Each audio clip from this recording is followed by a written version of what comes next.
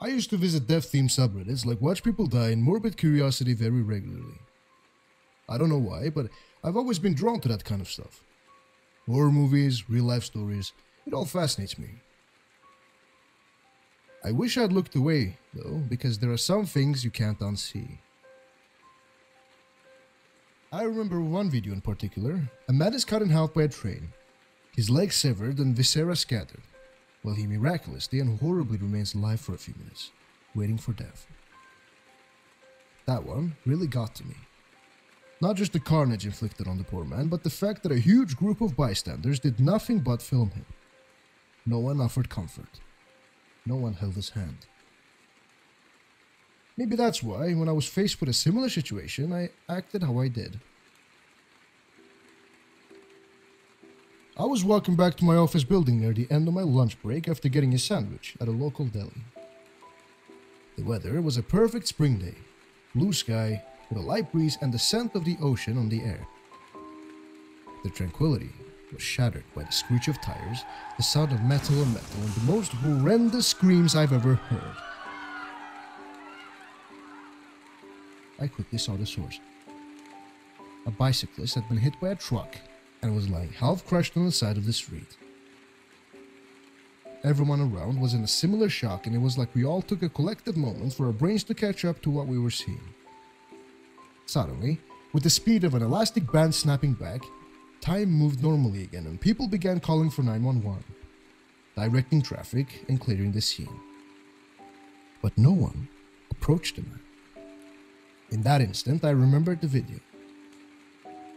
I knew what I had to do, and before I could think, I rushed to the victim's side. Now, to say it was the worst thing I've ever seen is a gross understatement. The man's intestines were spilling out a gash that nearly severed him in two. One of his legs was a pool of red, and the smell, oh god, the smell was unfathomable.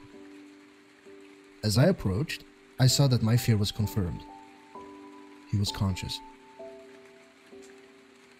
Imagine knowing you're mortally injured, aware that you're living the last moments of your life.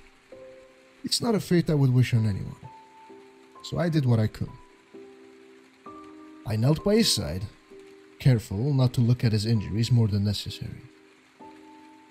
His eyes were huge, with pupils blown out and the whites rolling like a wild horse's. As he saw me, he stilled a little and reached for me with his working arm. "Shh," I murmured as I clasped his hand. "I'm here.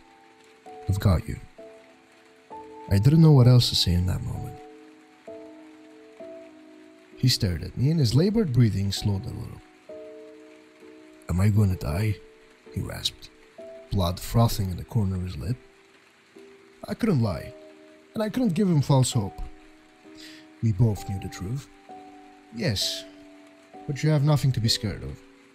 You're going where we all end up eventually.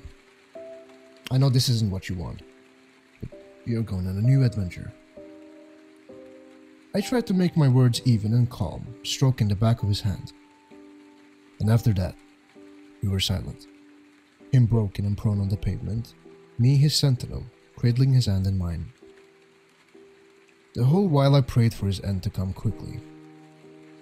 Mercifully, he passed soon after, before the sirens of the approaching ambulance could even be heard.